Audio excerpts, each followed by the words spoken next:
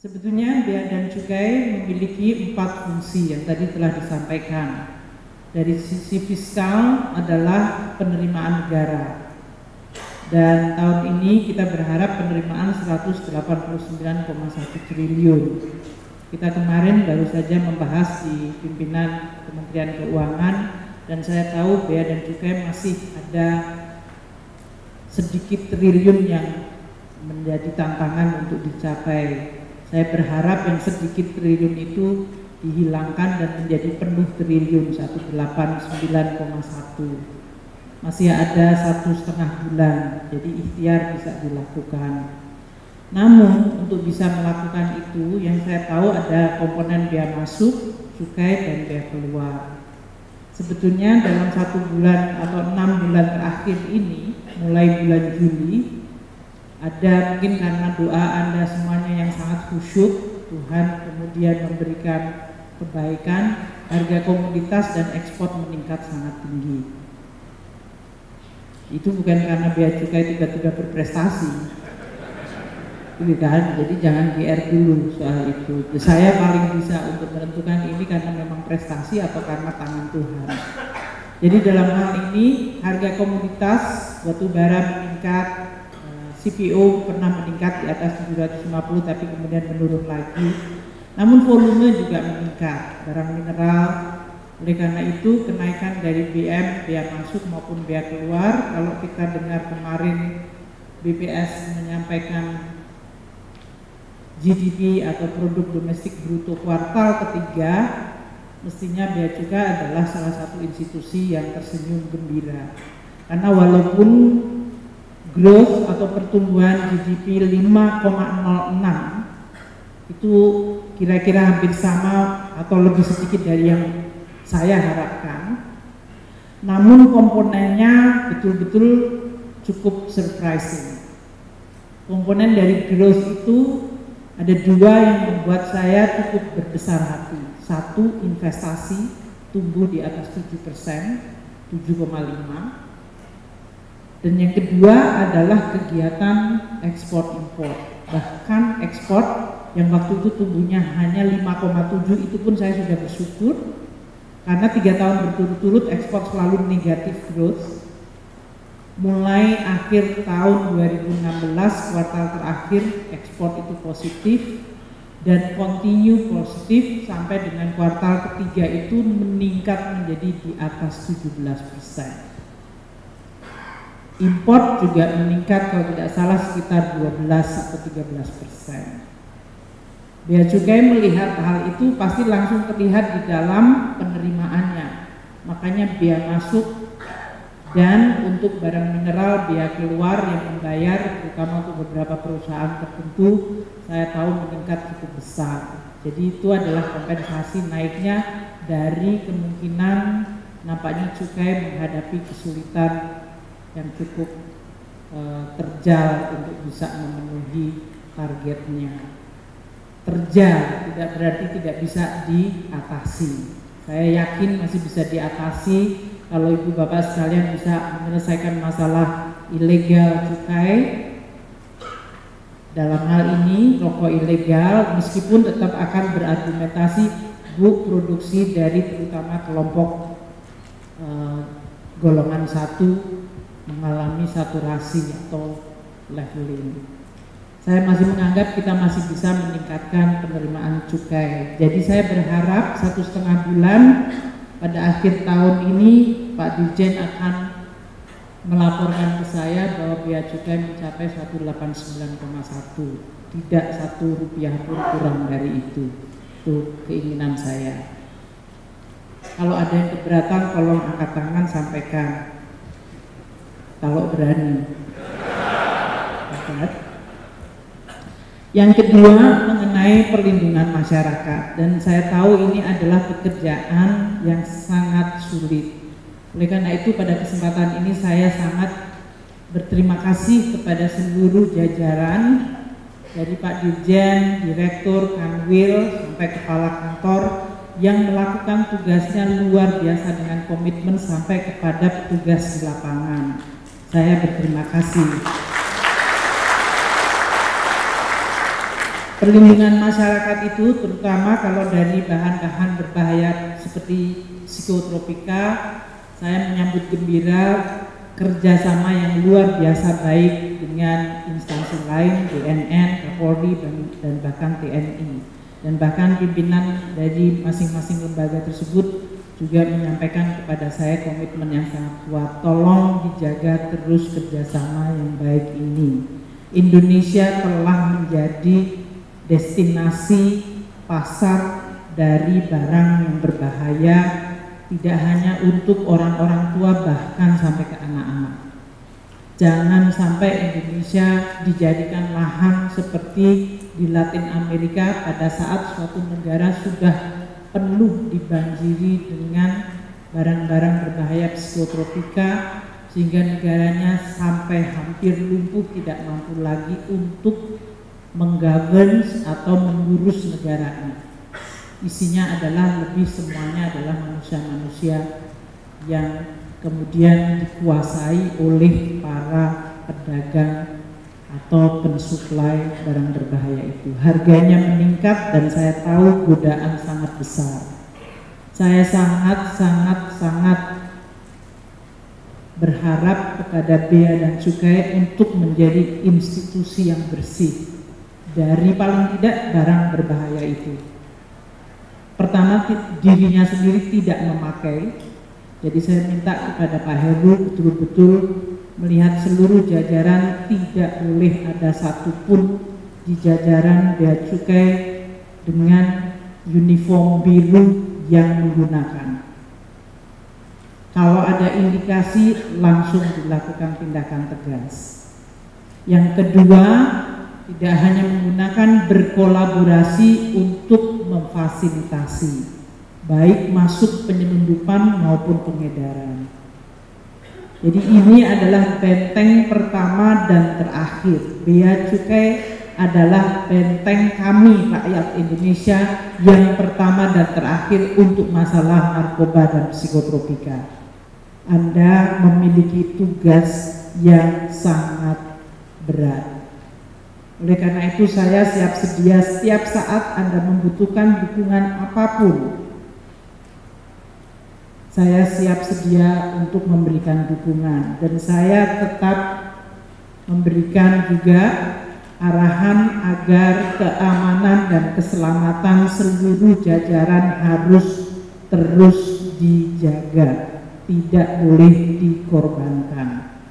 Saya tahu Anda semua melakukan tugas yang tidak mudah dan berbahaya, dan kadang-kadang harus berhadapan langsung di dalam menyambung nyawa Anda. Dan oleh karena itu saya ingin berterima kasih. Untuk perlindungan masyarakat yang lainnya, dan ini menjadi sangat sensitif. Kalau tadi adalah barang-barang narkoba psikotropika, orang tidak perlu dikasih tahu bahwa itu adalah berbahaya, dan biasanya seluruh masyarakat akan mendukung kita melaksanakan tugas itu. Tapi pelayanan masyarakat yang kedua atau perlindungan masyarakat yang kedua ini agak masuk di dalam gray area yang menimbulkan banyak sekali implikasi. Lebih rumit dari sisi pelaksanaannya, yaitu termasuk penanganan para importir berisiko tinggi. Saya tahu selama beberapa bulan terakhir ini fokus perhatian Anda semua ada di situ, dan saya terus memberikan pressure kepada Pak Dirjen. Kadang-kadang bahkan order saya mungkin agak konflikting. Di satu sisi saya sangat bersemangat harus menangani para importir berisiko tinggi, dan tadi Pak Heru sudah menyampaikan bahwa nampaknya the worst is already over. Dari mulai yang tadinya emergency diinfus, sekarang sudah mulai masuk kamar perawatan. Saya menyampaikan bahwa Anda harus terus berhati-hati. Kenapa berhati-hati? Di satu sisi banyak pelaku industri yang menyampaikan berterima kasih karena Bea dan Cukai melakukan penertiban para importir berisiko tinggi. yang kemudian menyebabkan industri mereka, pabrik mereka sekarang memiliki order yang meningkat. Saya masih ingin terus melihat dan mungkin akan berbicara dengan para menteri terkait, apakah itu menteri industri, menteri perdagangan, menteri pertanian, bahkan mungkin menteri kesehatan, apakah betul mereka mendapatkan manfaat dari penertiban para importir berisiko tinggi ini. Dan mereka yang mendapatkan manfaat harus kita mobilisir untuk mendukung langkah-langkah Anda. Di sisi lain, penanganan importer berisiko tinggi itu menyebabkan beberapa perusahaan sekarang tidak mampu mengimpor barang bahan bakunya. Dan ini terutama adalah masyarakat kecil yang Bapak Presiden memberikan perhatian yang sangat-sangat tinggi. Karena beliau sendiri latar belakangnya pernah menjadi pengusaha di mana kebutuhan impor bahan baku adalah dilakukan tidak dalam satu kontainer penuh, kadang-kadang borongan. Jadi pergulatan yang harus kita hadapi sekarang adalah bagaimana yang seperti saya sampaikan, legal itu mudah. Terjemahan dari logo legal itu mudah, ternyata tidak mudah. Dan saya tahu Anda semuanya masih bergulat dengan itu. Maka saya ingin semua kanwil KPP untuk turun ke bawah, bantu masyarakat, proaktif, jangan menunggu keluhan datang. Perhatikan, dan ini berhubungan dengan fungsi ketiga Anda, yaitu fasilitasi industri. Anda harus mampu untuk turun melihat peta pelaku industri di wilayah Anda, kebutuhannya apa, dan mata rantai supply chain untuk mendapatkan bahan baku maupun keinginan mereka untuk ekspor. Pemahaman itu menjadi sangat kunci agar Anda bisa menerjemahkan legal itu mudah. Kalau ada perusahaan sekecil apapun, dia punya usaha yang legitimate dan dia membutuhkan bahan baku yang mungkin jumlahnya nggak akan banyak, kadang-kadang dia membutuhkan melalui import, melalui pos, maka Bea Cukai saya minta tetap bisa dan mampu melayani sampai kepada parti yang kecil itu. Melayani perusahaan besar itu mudah, dan makanya saya tidak heran yang tadi sebelum masuk ke sini perusahaannya relatif besar semua. Itu gampang. Profesionalisme Anda, pelayanan Anda, efisiensi Anda itu bisa dilakukan relatif mudah untuk perusahaan yang besar. Begitu masuk ke perusahaan menengah dan kecil, orang akan mengatakan, waduh udah urusannya ruwet, makan tenaga banyak, makan waktu banyak, dan volumenya kecil banget. But that is the ultimate test. Itu adalah ujian yang paling utama.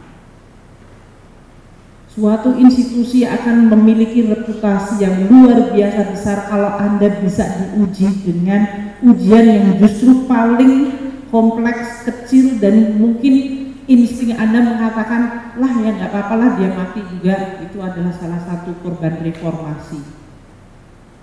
Anda bisa memiliki godaan secara mental, psikologis untuk biarin aja deh, apa boleh buat, itu rese aja.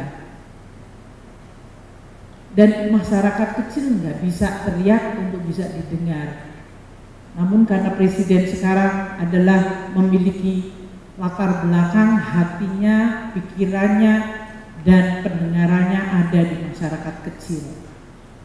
Kita melakukan itu bukan karena presiden menginginkan. Kalau saya melakukan itu karena Anda, hatinya, pikiran, dan telinga Anda juga memang ada di rakyat kecil. Saya itu tipe kalau kerja bukan hanya untuk menyenangkan atasan. Saya kerja karena saya percaya itu adalah baik untuk rakyat dan baik untuk saya. Itu tadi yang sesuai dengan doa yang indah tadi. Itu yang Anda sebutkan ketentraman yang paling puncak. Itu yang disebut tadi husnul khotimah atau ma'rifah. Itu adalah keinginan kita untuk menyatukan apa yang Anda pikirkan, Anda ucapkan, ada di dalam hati Anda dan Anda kerjakan. Tidak ada konflik. Itu yang kalau Anda umat Islam 5 kali sholat, Anda percaya dan Anda lakukan in between sholat itu tingkah laku dan ucapan dan pekerjaan yang baik. Kalau Anda agama yang lain, Anda melakukannya juga di dalam kepercayaan Anda. Itu adalah tantangan kita. Dan saya tetap akan minta kepada Pak Dirjen dan seluruh jajaran untuk pelayanan pada usaha kecil menengah tanpa mengkompromikan komitmen kita untuk menangani para importer beresiko tinggi, namun pada akhirnya kita bisa melayani. Makanya saya sampai mengatakan sapu dan lihat di masing-masing industri. Kemarin saya dengar di salah satu media industri permainan anak toys. Panggil dan saya lihat teman-teman Bea Cukai sudah memanggil, bertemu dengan para pengurusnya, mereka menjerit katanya impor bahan bakunya menjadi sulit. Atasi itu. Para pengusaha kecil furniture dan Presiden menyampaikan bahan bakunya, kalau mereka tidak mampu untuk mengimpor satu kontainer sendiri, bagaimana solusinya? Saya tahu Pak Heru sudah mau membuat PLB, lakukan itu secara sungguh-sungguh, dan saya ingin sampai kepada KPP Anda melakukan reaching out, menjangkau, mendatangi dan melayani, tidak pasif sampai mendengar apa yang disebut komplain. Karena Indonesia, pertumbuhan ekonomi kita digerakkan oleh para pengusaha kecil ini. Penciptaan kesempatan kerja juga dilakukan oleh para perusahaan ini. Yang disebut resilient atau ketahanan ekonomi itu didukung sangat besar oleh kekuatan perusahaan-perusahaan usaha kecil menengah ini. Jadi kalau kita sebagai pemerintah tidak memberikan pelayanan terbaik kepada mereka, maka sebetulnya kita sedang menciptakan kerapuhan di dalam ekonomi kita sendiri. Kalau sekarang pemerintah sudah memberikan kredit usaha rakyat, pemerintah sudah memberikan kredit ultra mikro untuk yang lebih, mereka didapat untuk diberikan akses modal yang mudah dan murah. Maka dari sisi sistem perdagangan dan produksi mereka, kita Direktorat Jenderal Bea dan Cukai tidak seharusnya menjadi beban. Anda harus menjadi solusi. Saya akan terus memonitor ini hingga pada akhirnya kita menemukan yang tadi disampaikan oleh Dirjen Bea dan Cukai adalah bisnis model dan kultur organisasi Anda. Semuanya merasakan suatu kultur atau budaya organisasi yang mampu melaksanakan kredo pelayanan masyarakat sampai yang terkecil. Sampai yang terkecil. Budaya Anda yang Anda sudah sebutkan berkali-kali, pelayanan, saya tidak boleh mengatakan budaya Anda, mohon maaf, saya koreksi, budaya kita, karena saya sebagai pimpinan, budaya kita semua yang kita selalu mengatakan pelayanan sebagai salah satu value atau nilai organisasi kita, kita mampu melaksanakan sampai kepada level detail ke masyarakat kecil. Itu adalah the ultimate achievement. Itu adalah pencapaian paling tinggi. Justru Anda akan mencapai budaya organisasi tertinggi apabila kita semua mampu melayani sampai ke masyarakat biasa dan masyarakat kecil. Itu yang saya ingin sampaikan. Untuk fasilitas industri dan kemudahan perdagangan. Kita kemarin dalam minggu yang lalu diumumkan bahwa Indonesia termasuk among the top most reformer di dunia. Kita, Indonesia, termasuk negara yang mampu mereformasi pada peringkat paling tinggi di dunia karena ranking ease of doing business kita melonjak. Kita sekarang di posisi 72, yang dari tadinya 91. Itu suatu loncatan yang tinggi dan ini 2 tahun berturut-turut. 2 tahun berturut-turut. Saya sebelum menjadi Menteri Keuangan yang kedua kali, saya bekerja di Bank Dunia. Saya menjadi Managing Director dan Chief Operating Officer, yaitu yang mensupervisi seluruh operasi Bank Dunia di seluruh dunia. Di lebih dari 135 negara. Ease of doing business adalah indikator yang diproduksi, dikelola oleh Bank Dunia. Dia mengukur seluruh dunia bagaimana dunia tiap negara mengatur regulasi, tata kelola, dan pelayanannya sehingga negara tersebut menjadi tempat yang baik untuk doing business. Doing business itu tidak selalu perusahaan besar, justru kembali ke perusahaan kecil. Kalau small company, perusahaan kecil bisa mengatakan, ternyata doing business di Indonesia itu gampang, efisien, jelas. Itu keluar dari kalimat para pengusaha kecil bahwa melakukan bisnis, mau bisnisnya apa saja, karena masyarakat selalu punya ide macam-macam.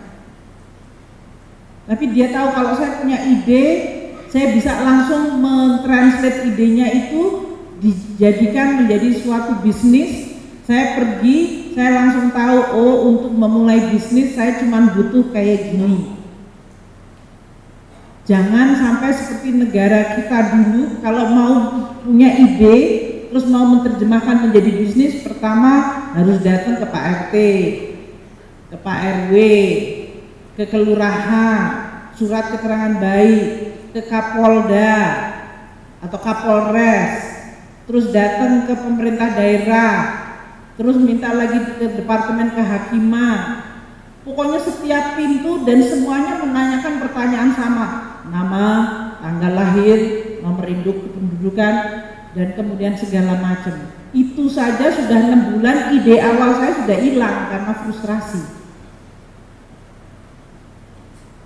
Sekarang Presiden menginginkan kalau Anda punya ide, ingin bikin bisnis, harus at least cuma 3 jam aja, maksimum. Bahkan Presiden sebenarnya menginginkan kalau di daerah kita bicara menit. Jadi pada saat kita punya ide cemerlang itu untuk menjadi bisnis, dia tidak hilang menguap hanya karena frustrasi dengan regulasi proses perizinan. Itu adalah suatu tantangan yang tidak mudah, itu mengubah yang disebut budaya organisasi kita semua. That is the ultimate test, saya katakan berkali-kali. Ujian yang paling utama adalah kalau kita bisa membuktikan bahwa birokrasi institusi kita semua mampu melayani, sehingga orang merasa bahwa saya percaya Republik ini ada yang jaga, tapi mereka tidak mengganggu. Saya merasa aman di Republik ini karena saya trust to the government. Saya percaya bahwa ada bea cukai yang jagain saya dari narkoba. Saya percaya kalau lihat uniform biru itu saya merasa tenang. Kalau pakai bahasa Jawa itu lebih pas lagi, ayem, tenang, karena saya ada rasa trust, respect, kombinasi antara kepercayaan dan menghormati karena Anda punya kredibilitas dan reliabilitas, bahwa reputasi kita semua adalah pelayanan yang baik.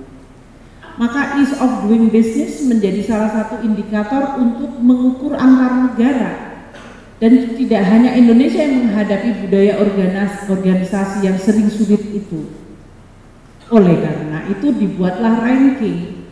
Kalau Indonesia tadinya di atas 100 menjadi 92, menjadi 791 menjadi 72. Itu kita loncatnya banyak, kita ngeloncatin banyak negara. Dan yang kita loncatin banyak negara yang kecil maupun yang besar. Sekarang RRT ada persis di belakang kita, Filipina di belakang kita, Vietnam masih depan kita, Malaysia masih di depan kita, Thailand masih di depan kita, India di belakang kita, Brasil di belakang kita. Memang waktu kita membahas di Bank Dunia ada pertanyaan, masa ngurusin negara segede RRT yang 1,3 miliar atau India yang 1,1 miliar dengan Singapura yang cuma 5 juta orang, masa skornya sama? Ya apa boleh buat. Kita memang dimasukkan dalam liga yang sama.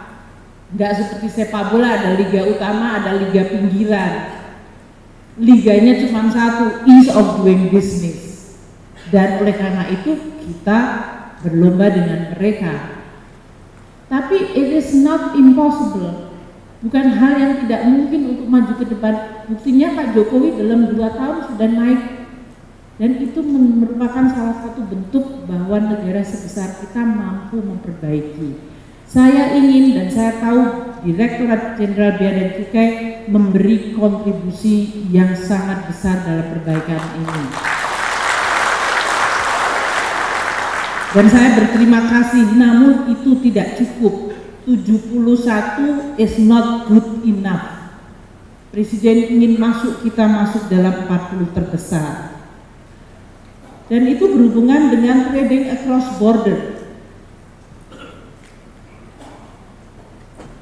Celakanya kalau kita ngomong trading across border atau komoditi yang lewat perbatasan itu, yang dilihat cuma satu, yang pakai uniform biru ini. Mereka tidak tahu bahwa kalau trading across border itu ada karantina. Mereka tidak tahu bahwa ada Badan POM. Mereka nggak perlu tahu dan nggak mau tahu ada Menteri Perdagangan kasih, ada Menteri Perindustrian, ada Menteri Kesehatan melalui Badan POM, ada Menteri Pertanian. Mereka nggak lihat karena mereka nggak pakai uniform. Mungkin Anda nggak perlu pakai uniform juga supaya nggak disalahin. Yang dia lihat di pelabuhan udara, pelabuhan laut itu adalah manusia yang beruniform ini. Dan oleh karena itu semua masalah dianggap your problem. Nggak apa-apa.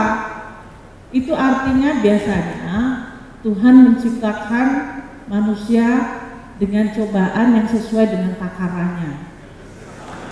Ya? Jadi kalau Anda mendapatkan cobaan itu memang takaran Anda harus dicoba seperti itu. Buktinya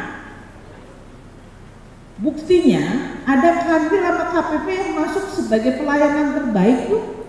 Kemarin Pak Ontarto pakai baju Gatot Kaca apa itu?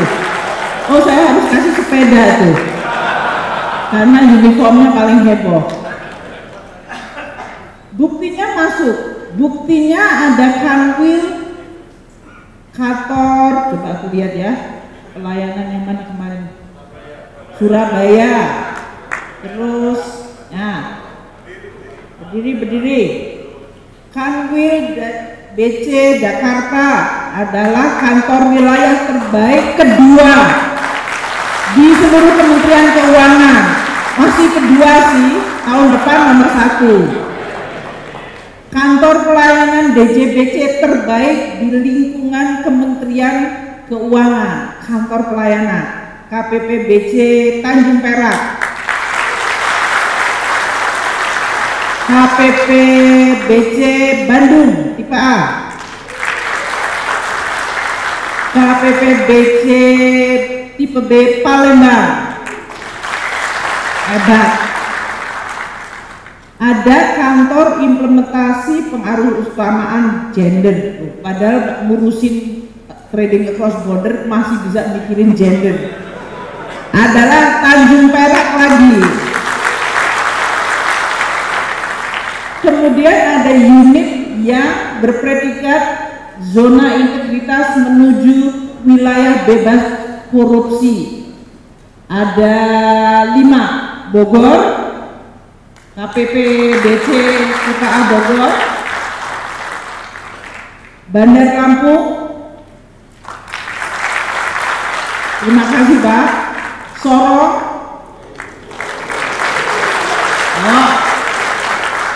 Cilacap, dan Tembilahan.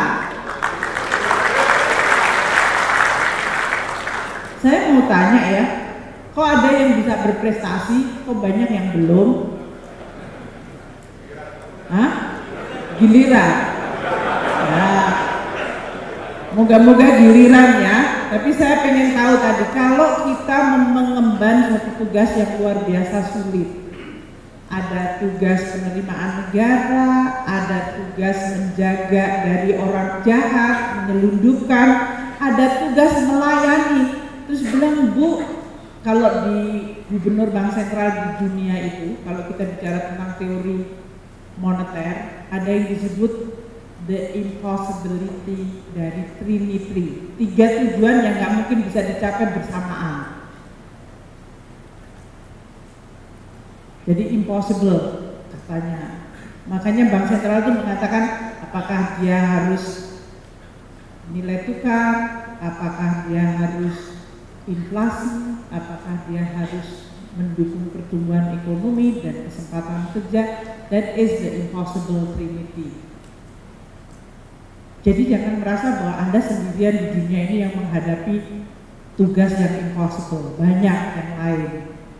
Di Bea Cukai kira-kira 3 tadi, pelayanan, berarti bahkan saya, ibu ini nyinyir banget, nggak cuma pelayanan sampai anak kecil, perusahaan kecil. Penerimaan negara 189,1 triliun nggak mau serupiah pun kurang. Dan kemudian dijagain dari para penyelundup, entah narkoba. Ini ibu tahu nggak sih apa yang dia omongin? Sekali-sekali pakai uniform biru dong Bu, turun ke bawah gitu. Ya kan? Pasti hati Anda ada yang kayak gitu. Ada yang hati yang sayang sama saya, ada yang nggak terlalu sayang juga sih. Dan ngomong si ibu ini ngomong apa sih sebetulnya? Tapi saya tahu itu. Namun yang saya sebutkan tadi, banyak institusi yang harus menghadapi trilema itu, bukan dilema lagi, trilema. Namun itulah makanya Anda direkrut masuk dengan uniform biru ini. Organisasi Anda dibentuk memang untuk menjalankan tugas yang tidak mudah. Kultur ini harus menjadi suatu kultur yang Anda sadari pada saat Anda masuk di Bea dan Cukai. Dan oleh karena itu saya senang bahwa Bea Cukai terus menerus melakukan konsolidasi organisasi. Karena Anda tugasnya tidak mudah. Konsolidasi organisasi, melakukan semua kantor vertikal dengan kantor pusatnya harus seirama. Teamwork di pusat maupun ke daerah harus sama. Bagaimana pusat bukan tempat di mana dia harus dilayani, tapi pusat datang untuk mendukung dan melayani dari wilayah. Itu harus ditunjukkan oleh kultur Pak Heru dan tim direkturnya. Kalau mereka ke daerah ngurusin aja, bilang aja Pak, mendingan Bapak nggak usah turun ke daerah dah. Tapi kalau pimpinan ke bawah, turun ke bawah, dan dia bisa memberikan support dari mulai secara mental, psikologis, kadang-kadang ngadepin sesuatu yang Anda nggak bisa hadapi di sana, dari mulai yang kecil, camat, lurah, bupati, kapolres, ya kan? Anda tidak mampu elevate, bukannya Anda nggak mampu terus dikekepin sendiri sampai jebol. Anda tidak mampu tidak berarti bahwa Anda tidak berusaha. Anda tidak mampu mungkin karena memang itu adalah sesuatu yang di luar kewenangan atau kekuasaan Anda di situ. Elevasi ke atas. That is the job of atasan. Atasan itu bukan jobnya ke bawah untuk melusuin. Atasan adalah untuk melihat bagaimana anak buah bekerja dan dia tahu kapan pressure itu terlalu besar, kapan resiko itu terlalu besar, dan organisasi yang baik adalah organisasi yang tidak mengorbankan anak buahnya secara personal.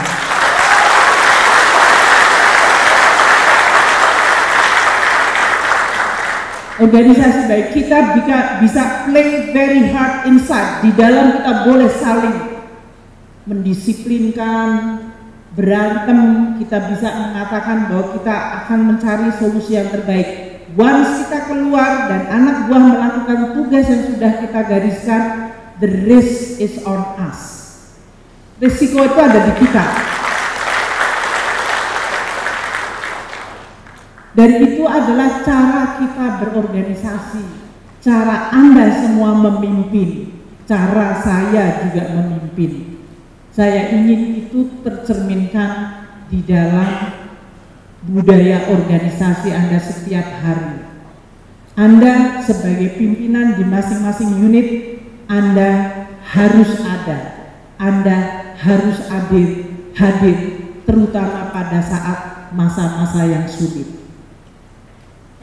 Jangan hanya hadir untuk potong pita, kemudian melakukan perayaan-perayaan. Hadirnya adalah pada saat anak buah kita menghadapi risiko paling tinggi dalam tugasnya. Itu yang saya inginkan sebagai kultur organisasi yang Anda jalankan. Sehingga uniform itu bisa menumbuhkan tadi di masyarakat rasa jera karena ada rasa respect dan juga rasa bahwa saya bisa mempercayai institusi ini. Itu yang saya inginkan. Sebagai penutup, saya ingin sampaikan beberapa hal yang menjadi tantangan kita ke depan. Ekonomi berubah sangat cepat. Jangan pernah di satu sisi sekarang saya minta Bea Cukai untuk membukukan apa yang menjadi kenapa Bea Cukai sekarang menjadi yang sekarang ini. Kita mengalami banyak sekali histori di belakang. Kita pernah tumbuh di masa pendirian Republik ini, sampai kepada masa di mana Anda bahkan sempat dihilangkan di Republik ini dan kemudian lahir kembali. Namun sejarah itu penting untuk kita gunakan di dalam memperkuat cara kita berjalan ke depan. Di depan kita perubahan akan terjadi sangat banyak. Contoh yang Anda semua sekarang sudah rasakan,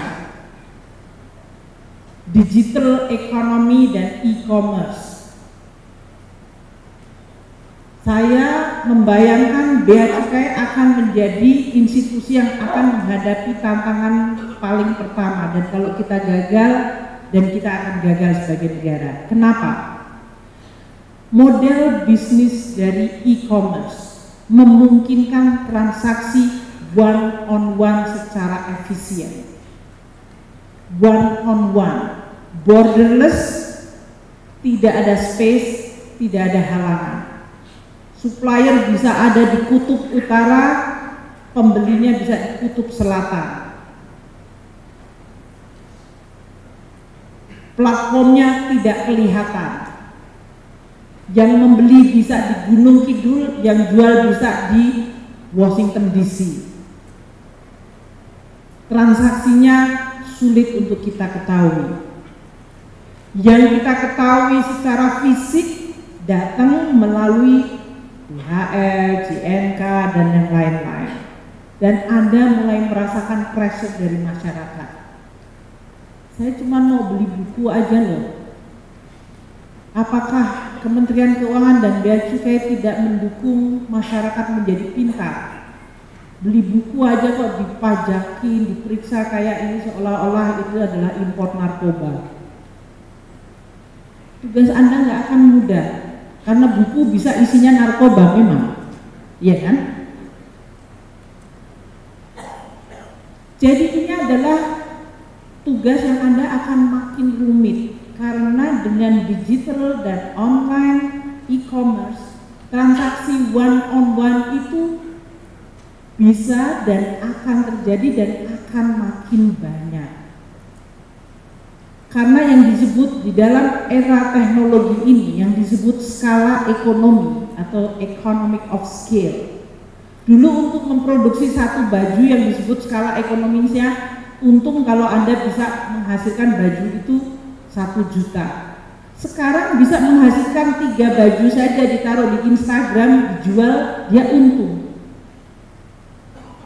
One on one very efficient.